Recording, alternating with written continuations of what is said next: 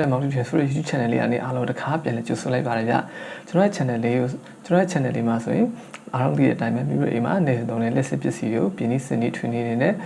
ေလက်တွေ3-6လေးပဲပစ္စည်းတွေကိုကျွန်တော်ပြုလုပ်နေလို့ကျွန်တော်သင်ပေးနေတာဖြစ်ပါတယ်ဗျOkay ကျွန်တော်ရဲ့ channel ထဲမှာလည်းစိတ်စားကောင်းတဲ့ video တွေကိုအများကြီးတင်ပေးခဲ့ပြီးဖြစ်လို့မကြည့်ရသေးကျွန်တော် channel ထဲမှာတစ်ချက်လောက်ပြန်လည်သွားရှာဖွေရှုအားပေးနိုင်ပါတယ်ဗျ Okay ကျွန်တော်ဒီနေ့ပြပြပေးမယ့်အကြောင်းအရာလေးอ่ะပေါ့နော်ကျွန်တော်လည်းလာမေးတာကျွန်တော် channel လေးကိုကျွန်တော် channel လေးကိုအားပေးကြကျွန်တော်ဝမ်းသာပါတယ်ကျွန်တော် channel လေးကိုကြည့်ရတဲ့မှာကျွန်တော်လူကြီးခလေးမရွေးပေါ့နော်ယောက်ျားမိန်းမ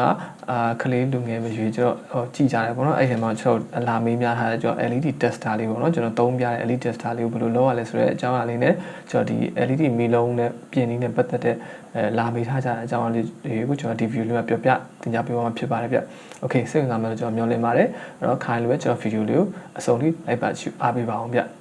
အဲ့ဆိုကျွန်တော်ဒီနေ့ video မှာကျွန်တော်ပထမဆုံးအနေနဲ့တော့ကျွန်တော်ဒီ LED tester လေးကိုအရင်ဆုံးစလုပ်ပြသွားမယ်ပေါ့နော် LED tester လေးလုပ်ဖို့ဆိုတာကျွန်တော်တို့မှာတန်ပြားလေးနှစ်ပြားရဲ့ပြီးတော့ဒီလိုမျိုးတစ်တုံးလေးပေါ့နော်တစ်တုံးလေးတစ်တုံးလေးတို့အပ်တယ်ပေါ့နော်ဒီနှစ်ခုရှိမယ်ပြီးတော့ကျွန်တော် USB ကြိုးပေါ့နော်ကျွန်တော်ဖုန်းအားသွင်းကြိုး USB ကြိုးအဟောင်းတစ်ကြိုးလိုမယ်ပေါ့နော်အဲ့ကောင်အဲ့တစ်ကြိုးလောက်ရှိရင်ဒီကောင်ကအဆင်ပြေသွားပြီလုပ်လို့ရသွားပြီနော်ပထမဆုံးအနေနဲ့ကျွန်တော်ဒီမှာတန်ပြားလေးပေါ့နော်ကျွန်တော်တန်ပြားလေးကိုကျွန်တော်တို့ကစာကနာပေါ့နော်စာကနာပုံစံလေးဖြစ်အောင်ဆိုပြီးတော့ကျွန်တော်ဒီမှာတန်ပြားလေးနှစ်ပြားကိုဒီလိုဖြတ်လိုက်မယ်အဲ့ဒါလိုဖြတ်ဒါကကျွန်တော်ဒီမှာကျွန်တော်မှာရှိတဲ့တန်ပြားလေးမျိုးဖြစ်တာပေါ့နော်ကျွန်တော်ပရိသတ်တွေလည်းအိမ်မှာရှိတဲ့မြို့အိမ်မှာရှိတဲ့တန်ပြားလေးကိုဖြတ်လို့ရတယ်ပေါ့နော်အဲ့တော့ဒီတန်ပြားလေးနှစ်ပြားကိုဒီလိုပုံစံလေးပေါ့နော်အချွန်လေးရွှေလူ site တူလေးဖြစ်သွားအောင်ဒီလိုလေးဖြတ်လိုက်မယ်ပေါ့နော်ဒီထိတ်ကကြာတော့ကျွန်တော်စာကနာပုံစံလေးဖြစ်သွားအောင်ဆိုပြီးတော့ကျွန်တော်ဒီမှာအပေါင်းနှုတ်ကိုတစ်ခါလေးရှိထားလိုက်တယ်ပေါ့နော်ဒီဘက်ကအပေါင်းဒီဘက်ကအနှုတ်ကိုကျွန်တော်လုပ်မှာโอเคကျွန်တော်ဒီကောင်ကိုဒီမှာကျွန်တော်ဒီမှာခဲဆော်မယ်ပေါ့နော်ကျွန်တော်ဒီမှာခဲဆော်မယ်ခဲဆော်တဲ့ခါကျတော့ဒီတန်ပြားကိုခဲဆော်ရင်ခဲထဲဆော်လို့မရဘူးပေါ့နော်အဲ့တော့ဒီကောင်ကိုကျွန်တော်ဓာလေးနဲ့ပေါ့နော်ဒီဓာလေးနဲ့အထက်ကိုသူ့ရဲ့တန်အသားလေးပေါ့အောင်ဒါနဲ့နနာလေးချစ်လိုက်မယ်နနာလေးချစ်လိုက်ပြီးတော့မှလာခဲဆော်လေးရတာပေါ့နော်โอเคနောက်ဒုတိယအဆင့်အနေနဲ့ကြာတော့ကျွန်တော်ဒီကောင်လေးဒါကဖုန်းအောင်တင်ကြိုးပေါ့နော် USB ကြိုးအဟောင်းလေးတွားယူတယ်ပြီးတော့သူ့ရဲ့အထက်ကအစာလေးနှစ်စာထုတ်လိုက်တယ်ပေါ့နော်အစာလေးနှစ်စာကိုခွဲထုတ်လိုက်မယ်ခွဲထုတ်လိုက်ပြီးတော့အထက်မှာကျွန်တော်ကြိုးလေးချောင်းတွေးတယ်ဆိုရင်အနီနဲ့အနက်ကိုပဲယူမယ်ကျန်တဲ့အစိမ်းတွေအဖြူတွေမယူဘူးပေါ့နော်အဝါတွေမယူကျွန်တော်အနီနဲ့အနက်တစ်ချောင်းပဲယူမယ်အနီကအပေါင်းအနက်ကအနှုတ်ပေါ့နော်အနီနဲ့နှစ်ချိုးပဲချော်ယူမယ်ကျန်တဲ့ကြိုးလေးမယူဘူးအဲ့လိုခွဲလိုက်ပါဒီလိုရလိုက်ပေါ့နော်ပြီးတော့ကျွန်တော်ဒီတက်တုံးလေးကကြာတော့ကျွန်တော်ဘာမှမဟုတ်ဘူးပေါ့နော်ကျွန်တော်ဒီနှစ်ခုကိုခွာပြီးတော့ညှက်လို့ရအောင်ပေါ့နော်ဒီတက်တုံးလေးကိုအလဲချားမှာဒီလိုလေးခံပြီးမှဖြစ်တယ်ပေါ့နော်ဂျားလေးမှာဒီလိုခံမယ်ခံပြီးတော့မှဒါလည်းကျွန်တော်ဒီထိတ်လေးကိုနည်းနည်းလေးဆွဲဟပြီးတော့မှကျွန်တော်ထိတ်ကိုဒီလိုစာကနာပုံစံဒီလိုညှက်လို့ရမှာဖြစ်တယ်ပေါ့နော်ဒီလိုအထဲမှာအ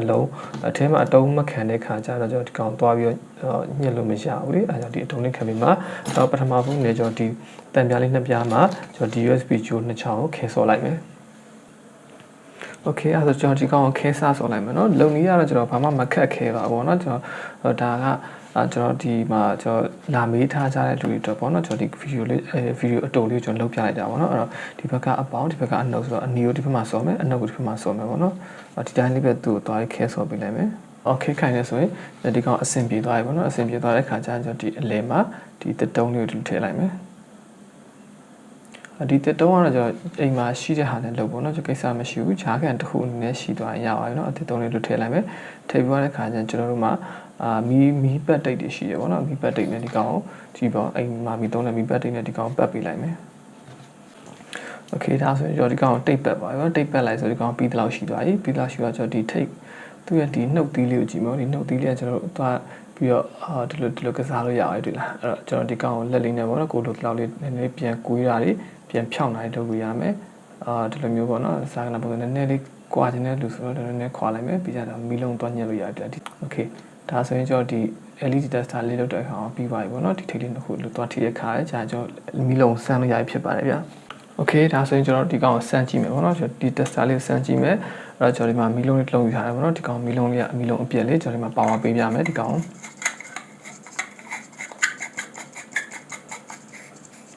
နော်မလင်းဘူးဒီမှာကျွန်တော်မလင်းဘူးအဲ့တော့ကျွန်တော်ပုံမှန်ဆိုရင်တော့ကျွန်တော်ဒီကောင်လေးပေါ့နော်ကျွန်တော်အရင်ဗီဒီယိုမှာလုပ်ပြထားတယ်ပေါ့နော်ဒီစာကနာလေးနဲ့ဆန်တယ်အဲ့တော့ဓာတ်လိုက်မှာကြောက်တယ်ပေါ့နော်တကယ်လည်းဓာတ်လိုက်နိုင်ပါလေဗျကျွန်တော်ဥပမာကျွန်တော်ဒီခုံကကျွန်တော်လုပ်တဲ့စပွဲကအကြနေတယ်ပေါ့နော်ကျွန်တော် ground မိနေတယ်ဒါမှမဟုတ်လူက6ယောက်ကလည်းမြေကြီးပေါ်ကိုတင်ထားမိတာမျိုးတွေအဲ့လိုမျိုးလူကလည်း ground ကျနေတဲ့ခြေနေဒါမှမဟုတ်ကျွန်တော်တို့အောက်ကဘယ်လိုပြောကျွန်တော်ခြေနေထားတဲ့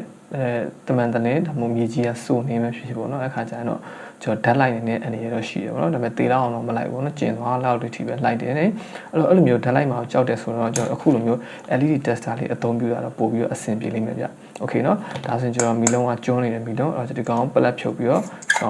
့ဒီကောင်လေးနဲ့စမ်းကြည့်မယ်ပေါ့နော်ဒီကောင်ဆိုရင်တော့ AC ကျွေးစရာမလိုတော့ဘူးဒါပေမဲ့ဒီကောင်မှာဘာလို့အဲ့လဲဆိုတော့ကျွန်တော်ဒီကောင်လေးပေါ့နော်ဒီ LED tester လေးကိုပါဝါပေးဖို့ကြတော့ phone adapter လေးတစ်ခုလိုရတယ်ပေါ့နော်အဲ့တော့ကျွန်တော်ဒီကောင်လေးကိုဒီ tester လေးကိုပါဝါပေးလိုက်မယ်ပါဝါပေးပြီးတော့မှကျွန်တော်ဒီကောင်လေးတစ်လုံးချင်း light ထောက်ပြီးစမ်းပါပေါ့နော်โอเคအဲ့တော့ကျွန်တော်ဒီကောင်လေးကိုအရင်ဆုံးပါဝါပေးလိုက်မယ်ဟုတ်ပြီပါပေးလိုက်ပါကြာဒီကောင်လေးဒါဟိုကမီမလင်းတဲ့ကောင်လေးပေါ့နော်ဒီကောင်လေးကိုဟိုအသားလေးပေါ့နော်ဒီကောင်လေးဖြုတ်ပြီးတော့နည်းနည်းလေးဖွင့်လိုက်ပေါ့နော်တခါလေဒီကောင်ကကော်ရင်းနဲ့ကြက်နေတယ်လေပေါ့နော်ဒီမှာတော့ကော်နဲ့အသေးကတ်ထားတာဖြစ်တဲ့အတွက်ကိုကျွန်တော်ဖြုတ်တဲ့အခါမှာတော့ကျွမ်းကျင်မှုမရှိတဲ့အခါကျတော့နည်းနည်းဖြုတ်ရတာပြင်ပန်းလိုက်မယ်ပေါ့နော်ဒါပေမဲ့အရင်ကတော့လည်းနောက်ပိုင်းဖြုတ်နေကြဆိုရင်အဲ့လောက်မခက်ခဲတော့ဘူးနော်ဒီကောင်လေးနည်းနည်းလေးဒီနားလေးပေါ့နော်နည်းနည်းလေးဒီဘက်နဲ့ဒီဘက်ကိုနည်းနည်းလေးကင်တင်းလေးကင်တင်းလေးကင်နည်းနည်းလေးညှစ်ပြီးတော့ဒီကောင်ကိုကျွန်တော်အခွန်ချွတ်တယ်လို့မျိုးပေါ့နော်နည်းနည်းဒီကောင်တော့ဆွဲပြီးအဲ့လိုမျိုးချွတ်လိုက်အဲ့ဒါထွက်သွားလိမ့်မယ်ပေါ့နော်အဲ့တော့ဒီနှကန်းသားလေးကတော့နည်းနည်းပဲ့သွားတာမျိုးတော့ရှိတယ်ပေါ့နော်ပထမတစ်ချိန်ကတော့နည်းနည်းကြက်နေပြီမဲ့နောက်ပိုင်းချိန်ကျတော့ဒီကောင်ချောင်းလာမှဖြစ်တယ်ပေါ့နော်โอเคအဲ့ဆိုရင်ကျွန်တော်ဒီကောင်ကိုစမ်းကြည့်မယ်ဆိုတော့ကျွန်တော်ဒီမှာဒီတိုင်းပေါ့နော်တော့မီလုံးဖြစ်တဲ့အတွက်ကိုအပေါင်းလို့ရှိသေးတယ်အပေါင်းတို့ကိုမှန်အောင်ထောက်မှာပေါ့နော်မီလုံးမှာကျွန်တော်အပေါင်းတို့ရှိတယ်ဒီမှာမြင်တယ်ဒီဘက်ကအပေါင်းလို့ပြထားတယ်ပေါ့နော်အပေါင်းလို့ပြထားတဲ့ဘက်ကိုကျွန်တော်ဒီဘက်မှာကျွန်တော်ဒီ LED tester အပေါင်းဖတ်ချက်နဲ့တွားညှက်မယ်ပေါ့နော်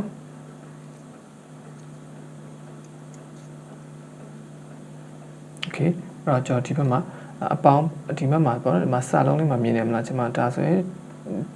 D2 လို့ရထားတယ်ပေါ့ D2 ဘက်မှာအပေါင်းပြထားတယ်တော့ဒီဘက်ချမ်းအပေါင်းပေါ့နော်အဲ့တော့အပေါင်းကိုကျွန်တော်ဒီစာကနာရဲ့အပေါင်းဖတ်ချက်လေးဒီကောင်တော့ထောက်လိုက်မယ်ပြီးအနှုတ်ဖက်ချက်ဟိုကနေထောက်လိုက်ပြီပေါ့နော်โอเคဒါဆိုဒီမီလုံးကကောင်းသေးတဲ့သဘောဒီတော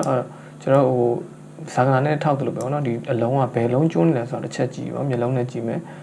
ဒီမှာဆိုရင်ကျွန်တော်အကုန်လုံးကြည်နေတယ်ပေါ့နော်ကျွန်တော်ကျွန်းနဲ့အရေးအောင်မတွေ့ရအောင်အဲ့ဒါဆိုကျွန်တော်တလုံးချင်းလိုက်စစ်ကြည့်မှတွေ့ရမှာအဲ့တော့ D2 ကနေစစ်သွားဆိုတော့ D3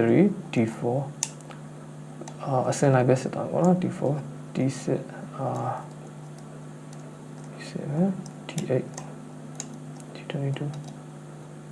D22 ဒီလိုလေးလှည့်ပြီးတော့ဗောနော်အစင်လိုက်လေးပဲစစ်သွားတယ်အဲ့တော့သူ့ရဲ့ပြက်နေတဲ့မီလုံးလေးကျတော့လင်းမှာမဟုတ်ဘူးလေအဲ့ကောင်ဖယ်ထုတ်ပြီးတော့ခဲဆော်လိုက်ရပါတယ်โอเคနော်အခုချိန်ကြီးတော့ကျွန်တော်တို့အပြက်လုံးမတွေ့သေးဘူးဗောနော်ဒီ16ဒါ18โอเค18မှာမလင်းဘူးတွေ့လား18မှာမလင်းဘူး18မှာမလင်းတော့18ကိုမှတ်ထားမယ်ဒီကောင်ပြန်သွားမယ်ထပ်တော့လုံးနေရှိသေးလားဆိုတော့ဗောနော်လင်းနဲ့ဒီ2ရီအောင်ပြန်သွားမယ်ပေါ့နော်18ကိုဖယ်ထုတ်လိုက်ပြီးခဲဆော့လိုက်တဲ့ခါကျဒီကောင်ပြန်ပြီးအသုံးပြုလို့ရမှာဖြစ်တယ်ပေါ့နော်โอเคအဲ့ဒါဆိုကျွန်တော်ဒီ18ကိုကျွန်တော်ဒီကောင်လေးပေါ့နော် tester လေးဒီကောင်ဖယ်ထုတ်လိုက်မယ်ဖယ်ထုတ်လိုက်ခါကျသူ့LED ရဲ့6ချောင်းပေါ့နော်6နှစ်ဆပေါ်လာတယ်အဲ့ဒီတစ်ခုကျွန်တော် short လုပ်ပေးလိုက်တာပေါ့နော်ခဲဆော့ပြီးဒီကောင် short လုပ်ပေးလိုက်တာအခါကျဒီ LED မီလုံးပြချစားလို့လည်းပြန်ပြီးအသုံးပြုလို့ရလိမ့်မယ်โอเคเนาะโอเคအဲ့ဒါဆိုကျွန်တော်ဒီမီလုံးကိုလိုက်စမ်းတာပါเนาะဓာတ်လိုက်မှာကြောက်တဲ့လူတွေကကြောက်ဒီဇာကနာမှာတုံးတဲ့လူတွေကဒီ LED tester နဲ့ပို့ပြီးတော့အဆင်ပြေလိမ့်မယ်ဟုတ်ပြီအဲ့တော့ကျွန်တော်ခဲကအပူပေးထားတဲ့အချိန်မှာဒုတိယတစ်လုံးပေါ့เนาะဒုတိယတစ်လုံးစမ်းကြည့်မယ်ဒီမှာဆိုကျွန်တော်ပြင်ထားတာပေါ့เนาะသုံးလုံးတောင်မှကျွန်းနေပြီနောက်ထပ်ကျွန်းတဲ့လုံးရှိသေးတယ်ဆိုတော့ကျွန်တော်ဒီကောင်လိုက်ထောက်ကြည့်အောင်မယ်ဘယ်လုံးကျွန်းလာလဲဆိုပြီးတော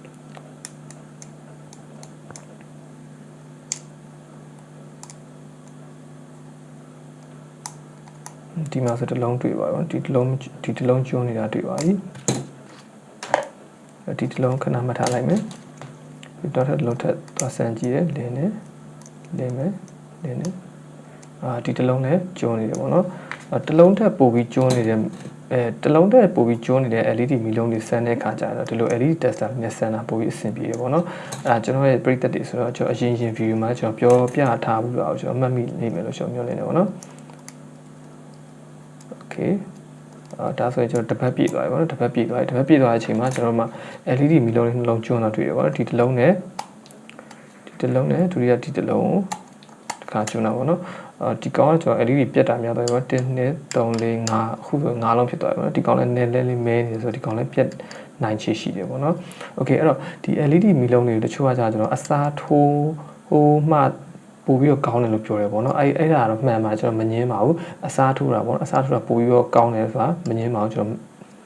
်မှန်ပါတယ်အဲ့ဒီမှာကျွန်တော်ဗာပြဿနာရှိလဲဆိုတော့ဗျာဒီ LED မီလုံးတွေထွန်းတဲ့အခါကျရင်တော့တက်တန်းတစ်ခုရှိတယ်ဒီမီလုံးတွေတက်တန်းပေါ့နော်ဥပမာနိုင်ပေါင်း90ထွန်းရမယ်ဆိုရင်နိုင်ပေါင်း90ကြာပြီးတဲ့အခါကျဒီမီလုံးတွေကကောင်းမှာမဟုတ်တော့အချိန်မီးပြတ်သွားနိုင်တယ်ပေါ့နော်အဲ့တော့ဒီမီလုံးတွေမှာဒီဟာတွေတက်ထားတာတော့ကျွန်တော်ထွန်းတဲ့ခါကျရင်ကျွန်တော်တပြိုင်တည်းထွန်းတာပေါ့နော်အဲ့တော့ဒီမီလုံးတွေထဲကမှကျွန်တော်တက်တန်းပို့တူတဲ့ကောင်အရင်ပြတ်သွားတာဥပမာဒီကောင်ကစောပြတ်သွားတာပေါ့နော်ကျွန်တော်ခုနကဒီမှာဆိုရင်ပို့ပြီးတော့တိတာမယ်ဒီတစ်လုံးကအရင်ဆုံးပြတ်သွားတာပေါ့သူကမီလုံးပြတ်တဲ့ခါကျအကုန်လုံးကပြတ်တာမဟုတ်ဘူးဗျာတယောက်တက်တန်းကမတူဘူးပေါ့နော်လူတက်တန်းလိုပဲဒီမီလုံးဒီမှာလည်းသူရဲ့တက်တန်းရှိတယ်ပေါ့နော်အဲ့တော့ဒီကောင်ကကျန်တဲ့ကောင်လေးထပ်ပို့ပြီးတော့စောပြတ်သွားတာပေါ့နော်စောပြတ်သွားတဲ့တော့ဒီတစ်လုံးကိုဖယ်ထုတ်လိုက်တယ်ထုတ်လိုက်ပြီးတော့ကျွန်တော်ဒီကောင်ခဲဆွလိုက်တာပေါ့နော်အဲ့ဒီနေမှာမဟုတ်ဘဲနဲ့ကျွန်တော်ဒီကောင်ကိုဖယ်ထုတ်လိုက်ပြီးတော့မှဒီလို LED မီလုံး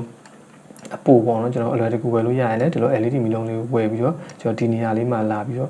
့သူ့ရဲ့အပေါင်းအုံလေးမှန်အောင်တက်လိုက်တဲ့အခါကျရင်တော့ပို့ပြီးတော့အဆင်ပြေတာပေါ့နော်ဒါပေမဲ့အဲ့လိုလုပ်ရင်ကြတော့ကျွန်တော်ဘာလို့သဘောမကျလဲဆိုတော့ကျွန်တော်ခုနကပြောခဲ့သလိုပဲဒီမီလုံးတစ်ခုကိုအသက်လဲလိုက်တိတိုင်အောင်ကိုမှကျန်တဲ့မီလုံးတွေအဟောင်းဖြစ်နေအောင်ပါလေဟုတ်တယ်နော်ကျွန်တော်ဒီအမီလုံးတစ်လုံးကိုလဲလိုက်ဒီမီလုံးတစ်လုံးအသက်လဲလိုက်လို့ကျန်တဲ့မီတီးရမပြတ်တော့တာမျိုးမဟုတ်ဘူးသူတက်တန်းစိတ်နေပြီဖြစ်တဲ့အတွက်ကိုဒီမီလုံးတစ်လုံးကျွန်တော်အသက်လဲလိုက်ပြီးလဲကျန်တဲ့မီလုံးတွေကတစ်လုံးကကျွန်တော်ပြက်လာပါပဲဒီကောင်ပြက်သွားတဲ့အသက်လဲလိုက်တယ်နောက်တစ်လုံးပြက်မယ်နောက်တစ်လုံးပြက်သွားတဲ့အသက်လဲလိုက်တယ်နောက်တစ်လုံးပြက်သွားနောက်တစ်လုံးအပြန်အသက်လဲတယ်ပေါ့နော်အဲ့တော့ကျွန်တော်ဒီကောင်ကကျွန်တော်ဘယ်လိုလုပ်ရင်တော့ပိုအဆင်ပြေမလဲဆိုတော့ကျွန်တော်ဒီကောင်ကိုဒီတစ်လုံးကျွန်းပြီဆိုတာနဲ့အကုန်လုံးဖြုတ်လိုက်ပေါ့နော်ဒီမှာရှိသမျှ LED မီလုံးအကုန်ဖြုတ်လိုက်မယ်ရှိသမျှမီလုံးအကုန်ဖြုတ်ပြီးတော့ကျွန်တော်တို့ကအကုန်လုံးကိုအသက်လဲလိုက်မယ်ဗျာဒီတစ်လုံးကျွန်းပြီဆိုတာနဲ့အကုန်လုံးကိုဖြုတ်ပြီးတော့မှ LED မီလုံးအသက်လဲလိုက်မယ်ဒါဆိုရင်တော့အဆင်ပြေတယ်သူ့ရဲ့တက်တန်းကကျွန်တော်spare အကုန်လုံးအ new ပေါ့နော်အသက်လဲလိုက်တာဖြစ်တဲ့အတွက်ကိုသူ့ရဲ့တက်တန်းကလည်းအကုန် debrate ဖြစ်ပြီးတော့ခဏပြတ်တာမျိုးမဟုတ်တော့ပေါ့နော်ကျွန်တော်ခုနကပြောလို့ဒီတစ်လုံးအသက်လဲလိုက်တယ်ဒါပေမဲ့နောက်ထပ်တစ်လုံးထပ်ကျုံးပါနောက်တစ်လုံးတစ်ခါထပ်ဖြုတ်တယ်နောက်တစ်ခါအသက်လဲတယ်ပေါ့နော်အဲ့ဒါဆိုရင်ကျွန်တော်အခုလိုမျိုးတစ်လုံးချင်းဖြုတ်ပြီးတော့ short ရိုက်တဲ့နီလန်နဲ့လည်းခက်စစ်စင်ဖြစ်သွားတာပေါ့ဗျာကျွန်တော် short ရိုက်တဲ့နီလန်ကကြတော့ကျွန်တော်ကဒီမီလုံးကိုဥပမာဒီမှာဆို12လုံးရှိရဆိုရင်ကျွန်တော်တို့က9လုံးလောက်ပေါ့နော်ဒီမှာ1 2 3 4 5လုံးလောက်ကို1 2 3 4 5 5လုံးလောက်ကို short တိုက်လိုက်ပြီးပါပြီဆိုရင်ကျွန်တော်ထပ်ပြီးတော့6လုံး9လုံးလောက် short တိုက်တဲ့အခါကျရင်ဒီမီလုံး3ကအဆင်မပြေဘူးလင်းတာလည်းလင်းတိတ်ပြီးတော့လင်းရမကောင်းတော့ဘူးပေါ့နော်အဲ့တော့9လုံးလောက် short ရိုက်လိုက်တာကတော့အဆင်ပြေအသက်လဲမယ်ဆိုရင်လည်းကျွန်တော်1လုံးလဲတယ်2လုံးလဲတယ်3လုံးလဲတယ်5လုံးလဲ6လုံးလဲတယ်ပေါ့နော်အဲ့လိုလိုက်လဲနေရင်လည်းကျွန်တော်ခုနပြောလို့ short ရိုက်တဲ့နီလန်လိုပဲ1လုံးလဲလိုက်1လုံးပြစ်လိုက်1လုံးလဲလိုက်1လုံးပြစ်လိုက်ကဖြစ်နေမှာပဲเนาะအဲ့တော့ကျွန်တော်မီလုံးအသက်လဲခြင်းတဲ့လူတွေကျွမ်းကျင်တယ်ပေါ့နော်မီလုံးအသက်လဲဖို့ဆိုတာလဲတုံတန်လူတွေလဲလို့မရဘူးပေါ့နော်အိမ်မှာကျွန်တော်ဒီ heat gun တွေပါတယ်ရှိတယ်တေချာပေါ့နော်ဖြုတ်ပြီးတော့မှလဲတက်တဲ့ကျွမ်းကျင်ရှိတဲ့လူတွေဆိုရင်တော့ကျွန်တော်ခုနပြောလို့တစ်လုံးကျွန်းသွားပြီဆိုရင်အကောင်လုံးကဖြုတ်ပြီးအသက်လဲလိုက်အဲ့ဒါပို့ပြီးတော့ဒီမီဒီရေရှည်ခံတယ်ပေါ့နော်ပြီးတော့ကျွန်တော်ပြောစရာရှိတာဒီ AC မီဒီတွေမှာကဒီမီလုံးတွေဒါကျွန်းသွားမယ်ပေါ့နော်သူအထဲမှာရှိတဲ့ဒီ power circuit ကပြတ်ခဲတယ်ဗျ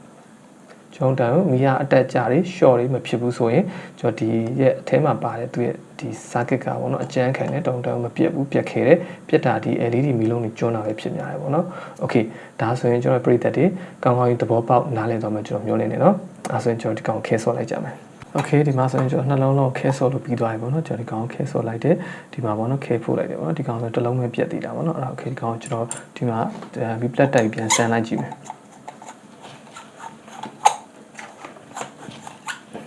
okay ဒါဆိုရင်လင်းသွားပြီပေါ့နော်ကျွန်တော်လင်းသွားပြီ okay ဘာအဆင်ပြေသွားပြီပေါ့နော်အဲ့ဒါကျွန်တော်ဒီကောင်ကိုပြစ်ချစရာမလိုတော့ဘူးပေါ့နော်ဒီကောင်ပြန်ပြီးအသုံးပြုလို့ရသွားပြီပေါ့နော် okay နော်အဆင်ပြေသွားပြီဟုတ်ပြီokay အဲ့တော့ကျွန်တော်ဒီ LED tester လေးလောက်တာတော့အဆင်ပြေသွားပြီပေါ့နော်ကျွန်တော်ဒုတိယဘိုင်းအနေနဲ့ကျွန်တော်လာမေးထားရပါတော့ဒီမီလုံးမှာကျွန်တော်ဒီ LED tester လေးကိုသုံးတဲ့အခါကျရင်ပေါ့နော်စမ်းဖို့ဘယ်လောက်ပိုးနဲ့ဒီမီဒီပေါ့နော်ဒီတစ်လုံးချင်းပေါ့နော်ဒီ LED မီဒီမှာတစ်လုံးချင်းဘယ်လောက်ဖို့လဲရှိလို့ဆိုတော့ကျွန်တော်တစ်ခုလောက်ပြသလိုပဲဒီကောင်ဆမ်းမဲ့ဆိုရင်ကျွန်တော်5 volt adapter လေးနဲ့ဆမ်းလို့ရတယ်ပေါ့နော်5 volt adapter လောက်နဲ့ဆမ်းလို့ရတယ်ဒီ LED မီလုံးတစ်လုံးကလည်းကျွန်တော်5 volt လောက်ဆိုရင် AC ခံနိုင်တယ်ပေါ့နော်ဘာမှမဖြစ်ဘူးအဲ့တော့ကျွန်တော်ဒုတိယလာမေးထားတာကျတော့ဒီ AC မီလုံးတွေကို AC မီးသီးတွေကိုเนาะကျွန်တော် DC နဲ့ဘယ်လိုထွန်းရမလဲပေါ့เนาะဘယ်လိုထွန်းရမလဲဆိုကျွန်တော်လာမိထားတာရှိတယ်ကျွန်တော်ဒီဗီဒီယိုမှာကြာကျွန်တော်နည်းနည်းကြာသွားဖြစ်တဲ့အတွက်ကိုမလုပ်ပြတော့ဘောเนาะအဲ့တော့ဒီဗီဒီယိုလေးအဆက်ကိုဒုတိယနောက်ထပ်ဗီဒီယိုလေးမှာကျွန်တော်ဆက်လက်တင်ပေးသွားရမှာဖြစ်ပါတယ်ပေါ့เนาะအဲ့တော့ဒီနေ့ဗီဒီယိုလေးကျွန်တော်ဒီမှာပဲအဆုံးသတ်လိုက်မယ်အဲ့တော့ဒီနေ့ဗီဒီယိုလေးမှာကြာကျွန်တော်ဒီ LED tester လုံးလေးကျွန်တော်ပြောပြမျှပေးသွားဖြစ်ပါတယ်ဗျအားလုံးလည်းဒီနေ့နှစ်သက်ပေါ်ကြမယ်လို့ကျွန်တော်မျှော်လင့်ပါတယ်နောက်လာမယ့်ဗီဒီယိုမှာကျွန်တော်ဒီ AC မီးသီးကိုကျွန်တော် DC နဲ့ဘယ်လိုထွန်းရအောင်ကျွန်တော် train ပြီးလုပ်ပြအောင်မလဲဆိုတော့တစ်ချက်လောက်ဆောင်မကြည့်အားပေးကြပါအောင်ဗျဒီနေ့ဗီဒီယိုလေးကိုကြည့်ရှုအားပေးပရိသတ်အားလုံးလည်းကျေးဇူးများတင်ပါတယ်ဗျကျွန်တော် channel လေးမှာအခုမျိုးစိတ်ဝင်စားတဲ့ကောင်နဲ့ပြည်နည်းစနစ် training video အသစ်တွေအများကြီးတင်ဆက်ပေးနေမှာဖြစ်လို့ကျွန်တော် channel လေးကို subscribe လုပ်ရသေးတယ် subscribe လုပ်ခဲ့ဖို့ကျွန်တော်တောင်းဆိုလိုက်ပါတယ်ဗျအဲ့ဒါဆိုရင်ကျွန်တော်နောက်လာမယ့် video မှာအားလုံးတစ်ခါပြန်လည်ဆုံတွေ့ပါအောင်ဗျbye bye